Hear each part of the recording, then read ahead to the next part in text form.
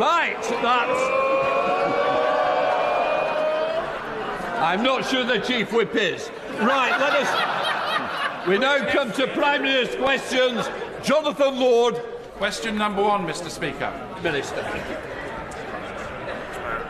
Mr. Speaker, this morning I had meetings with ministerial colleagues and others. In addition to my duties in this House, I shall have further such meetings later today. Jonathan Lord. Residents across the eastern villages of Woking in Byfleet, West Byfleet and Pyrford have seen a large number of proposed developments over recent years. Of particular concern is an area of beautiful fields near West Hall, where over 1,000 of my constituents have written back to me in recent weeks expressing their deep concerns about the lack of provision of local infrastructure and the potential effects on the local environment. My residents and I will fight on, but does the Prime Minister agree with me that Labour's proposals to concrete over vast swathes of the Greenbelt in Surrey and the South East would be a complete calamity? Well, Mr. Speaker, my honourable friend is absolutely right. Unlike actually both the Liberal Democrats and the Labour Party, who believe in top-down targets that would decimate the Greenbelt, we believe in local people having a say over their local communities, which is why we are making sure that we make best use of brownfield land and ensuring that we conserve and enhance our precious countryside for generations to come. We now come to the Leader of the Opposition, Keir Starmer. Thank you, Mr. Speaker. On Monday, the Prime Minister treated us to his 7th relaunch in 18 months. He vowed to take on the dangers that threaten the country. So it was good to see the Minister for Common Sense immediately take up that mantle by announcing a vital crackdown on the gravest of threats, colourful lanyards. Meanwhile, in the real world, after 14 years of Tory government, the prison system is in chaos. Does the Prime Minister think that his decision to let prisoners out 70 days early makes our country more secure? Well, Mr. Speaker, civil service impartiality is an important principle that we're right to support, but perhaps he could ask his Chief of Staff about that.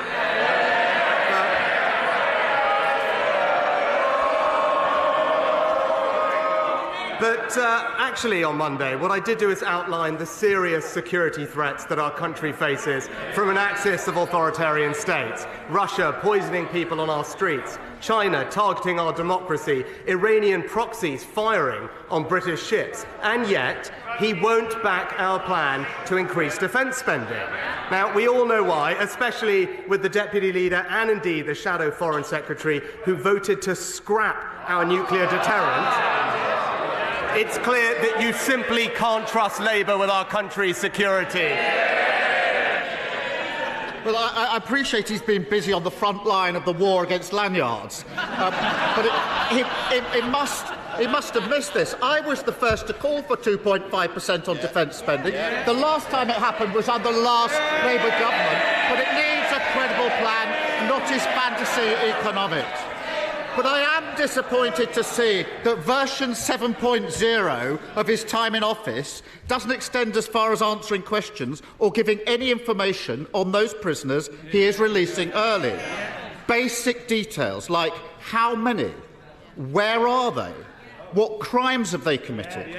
So will he at least guarantee that none of the criminals he is instructing prisoners to release early are considered high risk? Mr. Speaker, there are strict eligibility criteria in place with exclusions based on public safety, and no one will be put on the scheme if they were deemed a threat to public safety. But he talks about 2.5%, Mr. Speaker. So if he does think it is important, as I think he just actually stood up and acknowledged that it was the right thing to do, we've got a fully funded plan to actually deliver an increase in defence spending, and it's him and his party who have refused to match that commitment. Just like his £46 billion fully funded. If anyone was looking for the perfect metaphor for this shambolic government, we saw it on Monday. The Prime Minister woke up deciding his latest rebrand was Mr. Security. But within hours, the Tory party was being investigated for accidentally publishing the personal details of hundreds of people. Mr. Speaker, he must be the only tech brother on the continent who can't work a debit card or send an email. But he's not answered my question, so I'll try it again. Are any of the prisoners he is currently letting out early considered to be high risk? Mr. Speaker, he just showed spectacularly why he's just not fit to lead this country into the future. This country has a proud tradition of leading the world. We led the world when it came to the Industrial Revolution. But if he was around, he would have probably called James Watt the steam bro, Mr. Speaker. And what we're doing is preparing the country for the future. But when he talks about the prison scheme, let me be crystal clear. No one would be put on the scheme if they were deemed a threat to the public. Offenders are subject to the toughest of licensing conditions, and if those conditions are broken, they are back in prison for considerably longer. But what's his record on this? He voted against tougher sentences for violent criminals. He actually opposed new powers for the police to tackle violent crime, voted against new laws that have arrested 1,000 criminal people smugglers. The message is crystal clear. He can't be trusted to keep this country safe.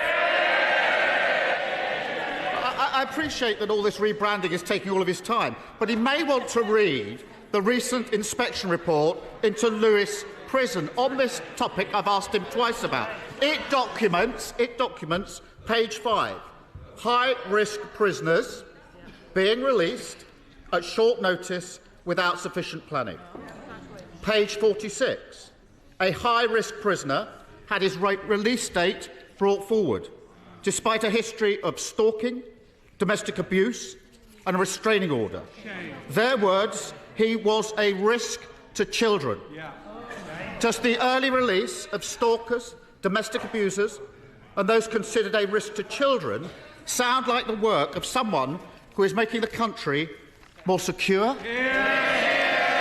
Mr. Speaker, as I've said, no one should be put on this scheme if they are a threat to the public. And let me be crystal clear, it does not apply. And let me be absolutely clear, it does not apply to anyone serving a life sentence, anyone convicted of a serious violent offence, anyone convicted of terrorism, anyone convicted of a sex offence. And crucially, in contrast to the system that Labour had put in place, Mr. Speaker, governors in the prison service have an absolute lock so that no one is put on the scheme who shouldn't be.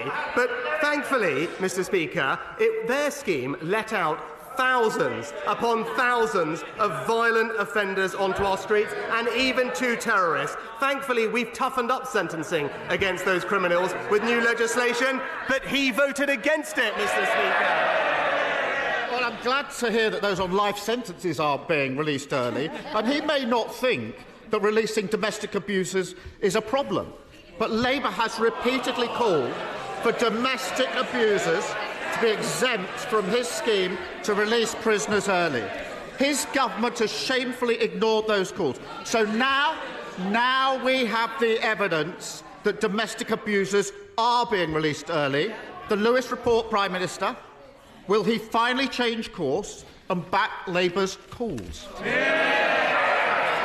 Mr. Speaker, as I've been crystal clear, there is an absolute governor lock on people who are put on the scheme. And in contrast to the last Labour scheme, prisoners were let out with no supervision, no electronic tags. In fact, 80,000 offenders were let out. 16,000 were violent, Mr. Speaker, leading to multiple murders committed. We fixed that system. But when it comes to this question, not only are we building the biggest prison programme in history, we're also deploying rapid deployment cells. And, Mr. Speaker, because on this side of the House, we understand the importance of prison. Unlike one of his frontbenchers who said, and I said, who, quote, prison doesn't prevent crime. It's always the same with the Labour Party, soft on crime and soft on criminals. He's literally letting criminals out early. Mr. Speaker, the only answer to the question I asked whether domestic abusers should be exempt from his early release scheme from anyone serious about security is yes. Perhaps the most ludicrous part of the Prime Minister's speech on Monday was when he said he won't accept the idea that any of the problems people are facing are caused by the 14 years of Conservative government. He won't say how many prisoners they've released early. He won't say if they're burglars, abusers or stalkers. He won't say where they are or what support their victims are getting. Yet he thinks he has the right to tell people they can't blame his government for any of it. Doesn't he think that rather than confiscating lanyards like some jumped-up milk monitor, he should stop issuing get-out-of-jail cards free to prisoners considered a risk to children? Mr. Speaker, another week with no ideas and absolutely no plan for the country. They've had 14 years to think about nothing but the future, but all they can do is talk about the past, Mr. Speaker. But I am surprised, because what he didn't bring up that has happened in the last week since we met is that statistics confirm that we have now had the joint fastest growth rate in the G7 this year, Mr. Speaker. The Bank of England said that the economy had turned a corner. Ian Wye said our growth was impressive. The chief economist of the Independent Office for National Statistics said the economy is going gangbusters, Mr. Speaker. Now, the Shadow Chancellor may want to copy and paste their comments into her next speech. Or does she think they're all gaslighting the British public too? Thank you, Mr. Speaker. While I understand the need to upgrade our broadband infrastructure, it cannot be right that a company called Brisk is proposing to erect telegraph poles in the Squirrels estate in Hayley Green in my constituency. So, would the Prime Minister agree with me that residents are 100% opposed to these proposals and they go against the guidance? So would the Prime Minister agree with me that they should abandon these proposals, that they should that we should have a review of permitted development rights in relation to this type of infrastructure, and he should give Ofcom greater power to investigate breaches? Well, can I thank my honourable friend for rightly championing the views of his constituents on this important topic. Network operators have to follow legal obligations when deploying their networks, and Ofcom can in fact investigate reports of failure to follow these obligations. And I know that the Minister for Digital Infrastructure has met the sector and Ofcom recently to raise concerns about reports of poor pole sighting, asked operators to share infrastructure, and I will ask her specifically to provide my honourable friend with a more detailed update. Leader Stephen Flynn. Mr. Speaker, on Monday the Prime Minister outlined what he considers to be extremist threats to our society, and in doing so he actively compared North Korea, Iran and Russia with those people in Scotland who believe in independence. So can I ask him to rise once to the standards befitting of his office and apologise for those puerile and pathetic remarks? Mr. Speaker, that's not what I said, but I would say to the honourable gentleman that his party is indeed a threat to the integrity of the United Kingdom. And I hate to remind him, but that's literally their entire purpose, Mr. Speaker, because when the people of Scotland accepted the referendum in 2014, it was the SNP who didn't. They went on creating a Minister for Independence, focused on constitutional wrangling, ignoring the needs of the people.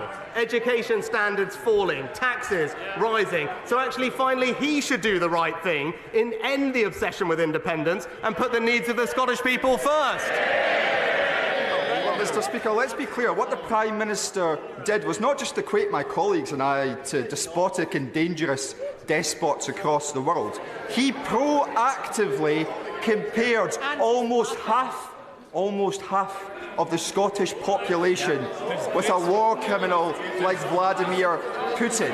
And he did so as their Prime Minister, as the man who represents them on the world stage and the man who on these aisles is tasked with defending their liberties and their democracy.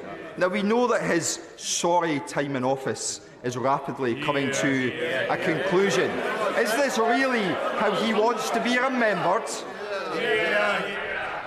Mr. Speaker, as ever, distracting from the actual record of what the SNP are doing in Scotland. And this obsession with independence means that Scottish school children are being let down, plummeting down international league tables. The Scottish NHS, the only place in the United Kingdom where funding is actually falling in real terms, and taxes going up for ordinary hard-working families and small businesses. That is what the SNP are doing in Scotland, while this UK government is delivering for them. Thank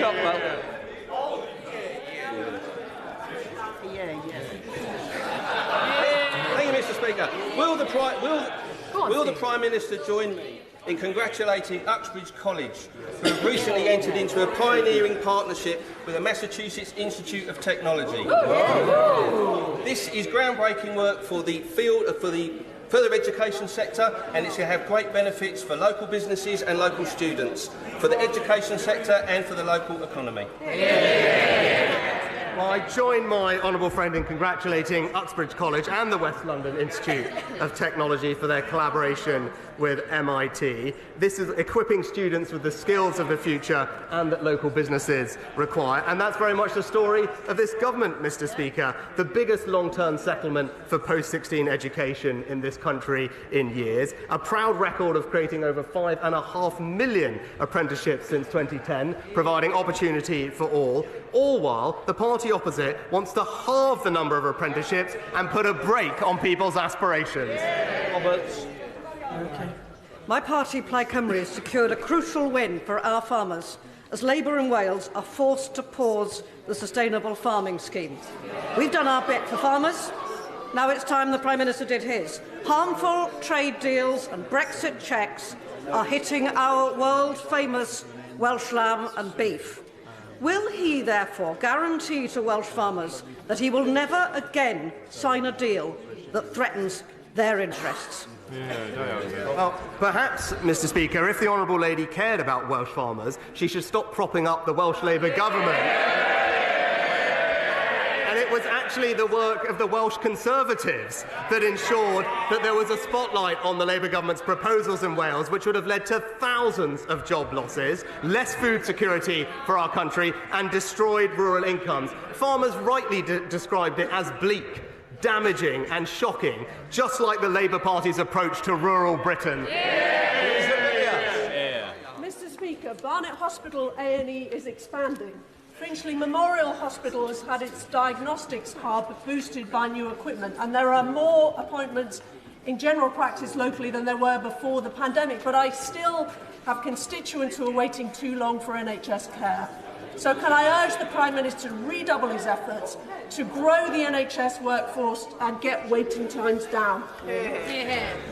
I'm delighted to hear about the new Community Diagnostic Centre in my honourable friend's local hospital, and we are working tirelessly to reduce the overall NH waiting list, which has come down by around 200,000 since September of last year, and that is an achievement in light of the pressures from industrial action. But she's right, there's more to do, which is why our productivity plan will free up clinicians to spend more time with patients, and, to her point, our long-term plan for the NHS will ensure that we train more doctors and more nurses to meet the workforce requirements the NHS has for the future. Richard Bergen.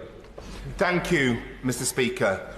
30,000 Palestinian deaths, not enough to move this Prime Minister to end arms sales to Israel. The killing of British aid workers, not enough to move the Prime Minister to end arms sales. It even seems that, unlike the US, an all-out assault on Rafah, with all the death and destruction that would entail, wouldn't be enough. So just what on earth would be enough to finally move this Prime Minister into the same position as the majority of the British public and end arms sales to Israel? Mr. Speaker, I just point out to the honourable gentleman that the UK government does not directly sell arms to Israel, unlike unlike the US, and nor does the UK government offer any military lethal aid packages to Israel as the US does. So he should not conflate these issues. As part of the government's robust arms control regime, we do regularly review advice to ensure compliance with international law, and ministers act in accordance with that advice. Our position with regard to export licences, as he knows, is unchanged following the most recent assessment, and it is indeed in line with other partners, including the United States. As a member of the Commonwealth War Graves Commission, I was delighted that the Prime Minister found time yesterday to ignite the light of liberation at the start of its journey to Normandy to commemorate sacrifices made for the liberation of Europe. Will my right honourable friend join me this War Graves week in confirming that standing up to tyrants who bring about war in Europe is as much in our national interest today as it was 80 years ago? Well, can I thank my honourable friend for his work as a Commissioner on the Commonwealth War Graves Commission. And he raises an important point about authoritarian states with different values to ours becoming increasingly assertive. So it is right that we build our security in uncertain times, defending and protecting our country, our values and our interests. That's why we've made the generational decision to increase our defence spending. And it's crystal clear that it's only the Conservative Party that can be trusted with our nation's security. Thank you, Mr Speaker. On the 2nd of June, the Leavenmouth Railway reopens after years of community campaigning. But just at that point, TSB have announced that they are closing their Leven Bank branch. Loss of banks hollow out communities, and they're an impediment to small businesses as well. Now, Cash Access UK have said that they're going to roll out 100 by the end of the year banking hubs, and FCA are consulting. But can the Prime Minister accept that the government has been too slow on this, and what else is he going to do to prevent these banking deserts from emerging? Well, Mr Speaker, as I've said repeatedly from this dispatch box, it's imperative that banks and building societies recognise the needs of all customers, including those who still need to use in-person cash services, and that's why we legislated to protect access to cash as part of the Financial Services and Markets Act, and as a result, customers can access cash and banking services through a wide range of channels, including post offices, ATMs, telephone and other services, but including community initiatives like banking hubs. Alberto Costa. Double child rapist and murderer Colin Pitchfork is yet again having another parole hearing in the next few weeks. As well as the brutal murders, this man exposed himself to over 1,000 girls and women.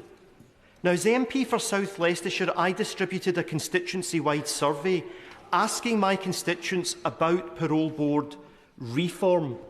Because the problem, Mr Speaker, is that the reconsideration mechanism rules allow Mr Pitchfork to keep asking for a reconsideration of a reconsidered decision, limitless times and cost-free to him. So, can I ask the Prime Minister if he will arrange a meeting between myself and the Justice Secretary to discuss necessary changes to the reconsideration mechanism rules, and will he arrange for me to be able to deliver the findings of the survey, where thousands of constituents have responded, to his number 10 policy team? Can I commend my honourable friend, the member for South Leicestershire, for his tireless campaigning about this case. And I know that the whole House will join me in recognising the horror of the crimes committed by Colin Pitchfork and sending our condolences to the victims' families. Now, we are reforming the parole system to add a ministerial check on the release of the most dangerous criminals and changing the law so that society's most depraved killers' life means life. But I will, of course, arrange for the findings of my honourable friend's survey to be properly considered and will ensure that he meets with the Justice Secretary to discuss his proposals further. Rosanna Allen-Carr. Thank you very much, Mr Speaker. In Gaza, Israel has attacked hospitals, it's attacked refugee camps, and it has killed aid workers. Israel has blocked vital aid, turned off water supplies, and denied access to food. Israel has killed thousands upon thousands of innocent civilians as the world watches, trampling all over international humanitarian law. No other country would be allowed to act with such impunity. So, can the Prime Minister tell me why he allows Israel to get away with it unchallenged, and why he continues to act as a bystander to such horror. Well, Mr. Speaker, we do support, and I do support Israel's right to defend itself and remove the threat that Hamas, the terrorist organisation, poses to its people. But I am also deeply concerned about the growing humanitarian crisis in Gaza, and have consistently made that point at this dispatch box and to Prime Minister Netanyahu. We must see further action to ensure more aid gets to people who desperately need it. The Rafah and the Kerem Shalom crossing must be open to allow more aid in. We're doing everything we can, trebling our investment, trying to get aid in by land, air and sea, and currently working with allies to build a temporary pier. But she can rest assured that we, on this side of the House, will continue to do everything we can to get support to the people in Gaza who need it. Thank you, Mr. Speaker. Last week, along with apprentices from the nuclear fuel company Urenco, I visited Coleg Menai in Llangefni. The students were excited, but they need certainty about the future of Wilfa before they commit to a career in nuclear. Can the Prime Minister confirm when Great British Nuclear will decide if Wilfa will be a gigawatt or an SMR site, when my students can expect to see spades in the ground, and when can his brilliant nuclear minister visit Wilfa again to announce some good news? My honourable friend is a tireless campaigner for the Wilfa nuclear site in her constituency. Now, she knows at the spring budget the Chancellor announced that Great British Nuclear has reached an agreement to purchase the site at Wilfa, and these and one other site will be vital to achieving our aim of more energy security from nuclear power. Decisions haven't yet been made on the final site to be used, but as ever she makes a very strong and compelling case for her area, and as soon as a decision has been made, I know that the Energy Secretary is keen to update her at the earliest opportunity. Thank you, Mr. Speaker. In March, the Parliamentary and Health Service Ombudsman's report into 1950s women's state pension injustice made clear to the government that the Department for Work and Pensions was guilty of maladministration, that these women suffered significant injustice, that they were owed compensation, and that Parliament must urgently identify a mechanism for redress. Nearly 279,000 of women have already died waiting for justice. So when will the Prime Minister finally place before this House a mechanism for appropriate redress? Well, Mr. Speaker, as I said to the House last week, I understand the strong feelings across the Chamber about these matters and the desire for urgency in addressing them. And following the Ombudsman's multi-year investigation, it is imperative that we take the time to thoroughly review the findings, and I'm not entirely sure I agree with her characterisation of all of them so far. But broadly, we are committed to making sure that pensioners have the dignity and security they deserve, including through the triple lock, which is increasing pensions by £900 this year. But I welcome tomorrow's debate on the Ombudsman's report, and we will, of course, take all views into account as we identify and implement next steps. Thomas. Thank you, Mr. Speaker. I know that my right honourable friend, the Prime Minister, takes a personal interest in community pharmacy. Community pharmacists play an essential role in reducing pressure on urgent care services by helping people prevent ill health and managing long-term conditions. Pharmacy First is a good example of government commitment to community pharmacy. However, community pharmacy are under extreme financial pressure, and some are closing, including in St Ives. This year, 177 pharmacies have closed compared to 116 last year. Will my right honourable friend do everything he can to ensure funds are directed towards community pharmacy so that our pharmacy friends can help government to deliver NHS services where and when they are most needed? Minister. As my honourable friend knows, I do care deeply about the future of our community pharmacies. There are over 10.5 community pharmacies across the country working incredibly hard to serve their patients, and I'm pleased that around 80% of people live within a 20-minute walk of a pharmacy, and that's why we're backing them with Pharmacy First, with £645 million of extra funding, whereby people can now go and see their pharmacist rather than their GP to get treatments for the 7 most common ailments like ear infections and the like. And this will ensure that not only can they get treatments closer to home, Mr. Speaker, but it will help deliver our plan to cut waiting lists and get people the care they need more quickly. Lyndon. Thank you, Mr Speaker. 3 North Tyneside schools have been identified with a structural problem, not RAC, with hundreds of pupils now taught off-site. Costs of putting these schools right significantly outweigh the £3.5 million SCA fund for all of North Tyneside. Will the Prime Minister ensure the Department of Education applies the policy that, if it's alerted to significant issues with a building that cannot be managed with local resources, it will provide additional support on a case-by-case basis? Well, Mr Speaker, I thank the Honourable Lady for raising the case. As she knows, the Department for Education has provided extensive support and funding to all those schools that had RAC, which in the end was less than 1%, I think, of all schools that could have been affected. And more generally, given the very significant amounts we're investing in school rebuilding and maintenance, I'm sure that the Education Secretary would have heard her concerns and will write to her in due course. Thank you, Mr Speaker. The clear message from yesterday's Farm to Fork Summit is that food security matters. So as we await today's written statement on ground-mounted solar, can my right honourable friend assure me that the thousands of acres of agricultural land proposed for solar installation in my constituency, from a 2,100-acre installation in the Claydons called Rosefield to smaller but equally destructive ones such as near the village of Kimblewick, now have less chance of getting approved?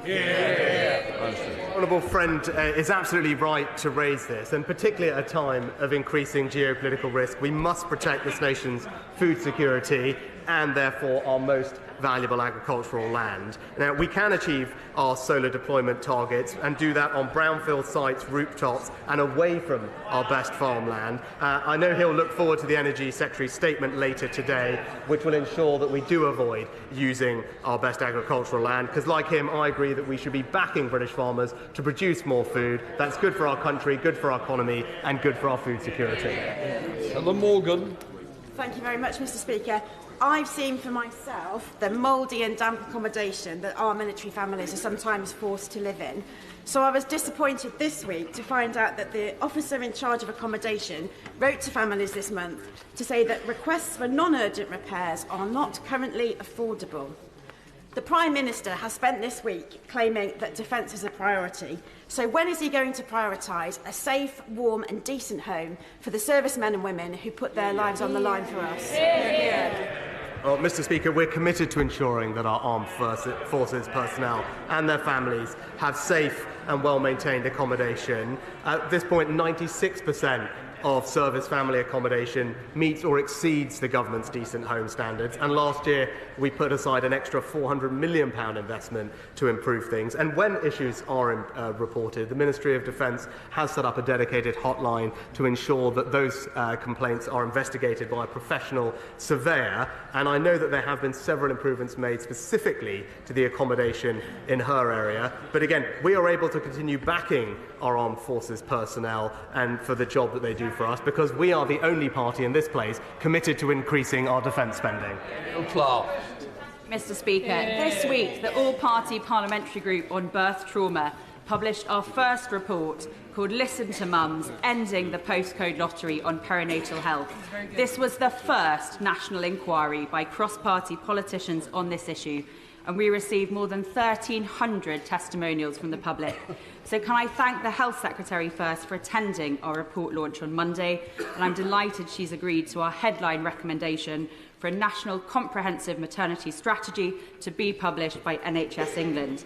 So can I ask the Prime Minister to fully back our report and implement all of our recommendations to ensure that all mothers in this country get the aftercare that they deserve? Well, can I thank the Honourable Member for Stafford for her incredible campaigning on this issue.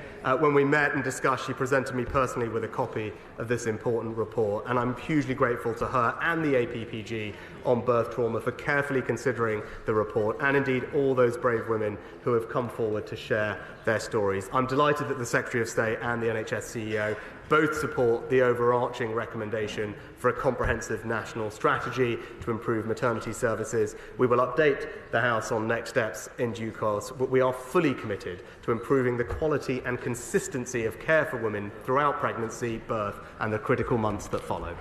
Final question, in other words. Mr Speaker, when adult rape cases are taking 2 years on average to complete, it's no wonder that 62% of all rape survivors now drop out of the process.